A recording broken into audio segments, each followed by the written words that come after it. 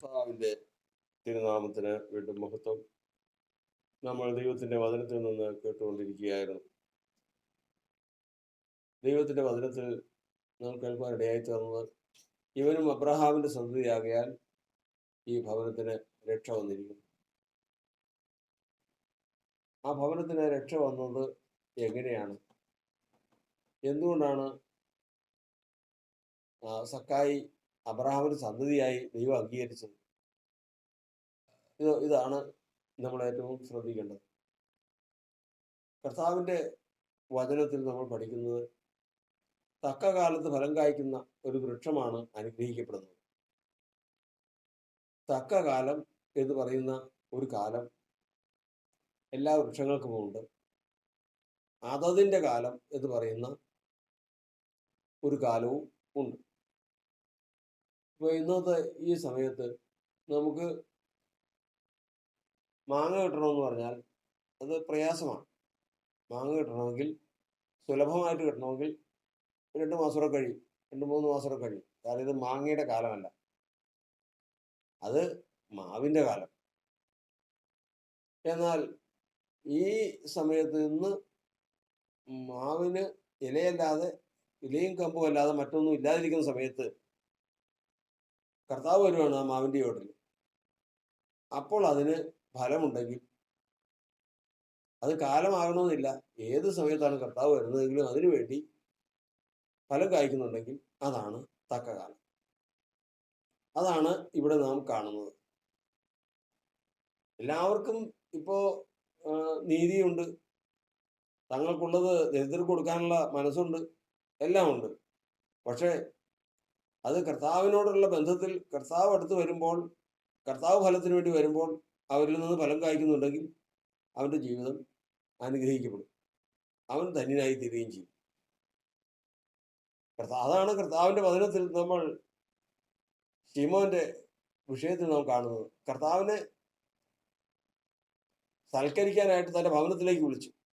ഭവനത്തിൽ വന്നു, അവൻ വേണ്ടതെല്ലാം ചെയ്തു, അനേക കാര്യങ്ങൾ ചെയ്തു. എന്നാൽ ഫലമായിട്ട് ദൈവം അത് അംഗീകരിച്ചില്ല. ഫലം എന്ന് പറയുന്നത് തന്നെ ദിവ്യ സ്വഭാവമാണ്. ദിവ്യ സ്വഭാവമാണ് യഥാർത്ഥത്തിൽ ഫലം. അതാണ് ആത്മാവിന്റെ ഫലം. ആ ദിവ്യ സ്വഭാവം എന്ന് പറയുന്നത് ആണ് സാക്ഷാൽ പരിശുദ്ധാത്മാവിനാൽ അതിന്റെ ഫലങ്ങളായിട്ട് വരുന്നത്. ഇത് തന്നെയാണ് യഹൂദന്റെ സ്വഭാവം, അല്ലെങ്കിൽ യഹൂദന്റെ സ്വഭാവമായിരിക്കേണ്ടത്.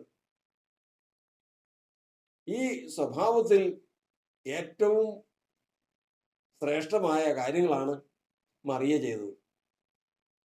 അപ്പോ ഒരു കാളയ്ക്ക് കഴിഞ്ഞ ദിവസം ഇവിടെ പറയുന്നത് കേട്ട് 1,00,000 രൂപ ഒരു കാളയുടെ വില. 1,00,000 രൂപ, 1,00,000-ൽ കൂടുതൽ വരും.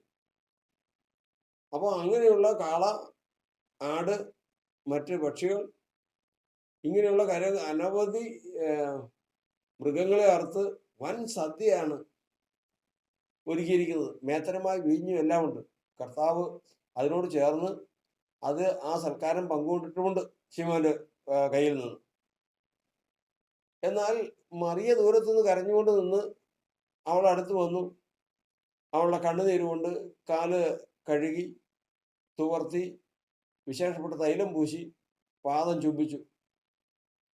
ഇതെല്ലാം, ഈ പറഞ്ഞ കാര്യങ്ങൾ മുഴുവനും ദിവ്യ സ്വഭാവത്തിൽപ്പെട്ടതാണ്. പരിശുദ്ധാത്മാവിനാൽ വെളിപ്പെട്ടു വരുന്ന സ്വഭാവങ്ങളാണ്.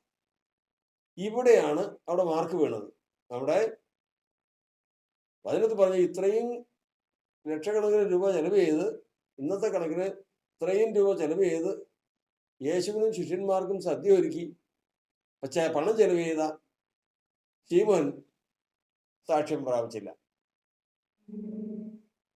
എന്നാൽ ഈ മൂന്ന് കാര്യങ്ങൾ ചെയ്ത മറിയ സാക്ഷ്യം പ്രാപിക്കുകയും ചെയ്തു.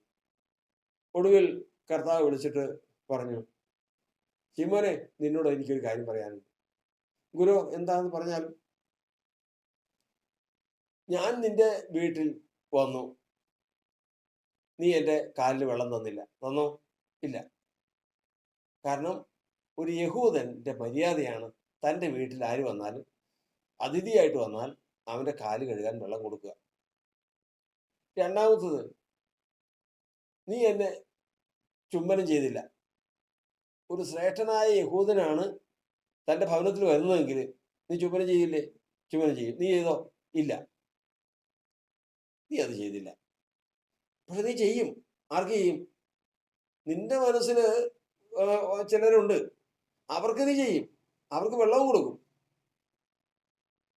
ഒരു യഹൂദൻ ശ്രേഷ്ഠനാണ് വരുന്നതെങ്കിൽ അവന് തൈലം പൂശുന്ന ഒരു സ്വഭാവം യഹൂദ മര്യാദയിലുണ്ട്. നീ അത് ചെയ്തോ? ഇല്ല. നീ ചെയ്തില്ല? ചെയ്തില്ല.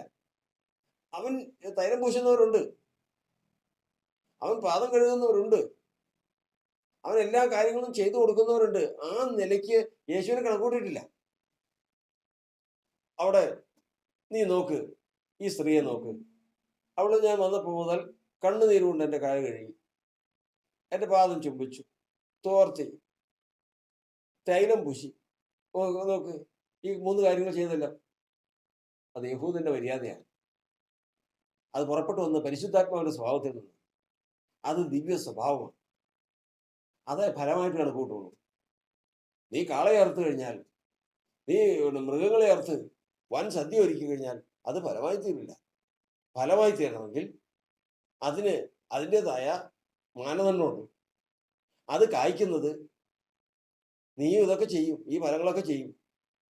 ഒരു യഹൂദനാണ്, പ്രമാണിയാണ്, പരീശനാണ് വരുന്നതെങ്കിൽ നീ പാദത്തിന് വെള്ളം കൊടുക്കും, വിശുദ്ധ ചുംബനവും കൊടുക്കും, തൈലവും പൂശും. ഇതൊക്കെ നീ ചെയ്യും. ഈ ഫലമൊക്കെ നിന്നേലുണ്ട്. പക്ഷേ തക്ക കാലത്ത് നീ ഫലം കായ്ക്കുന്നവനല്ല. കാരണം നിന്നെ ഇന്ന് സമീപിച്ചിരിക്കുന്നത് കർത്താവാണെന്നുള്ളത് നീ അറിയുന്നില്ല. നിന്റെ സന്ദർശനകാലം നീ അറിയാത്തത് കൊണ്ട് നിന്റെ മേൽ ന്യായവിധി വരുന്ന ലൂക്കോസിന്റെ പ്രധാനത്തിൽ എഴുതിയിരിക്കുന്നു.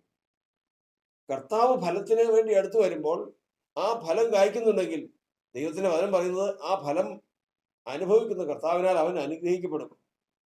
അവനെ അബ്രഹാമിന്റെ സന്തതിയായിട്ട് എണ്ണും. അവൻ എന്നേക്കും അനുഗ്രഹിക്കപ്പെട്ടിരിക്കും.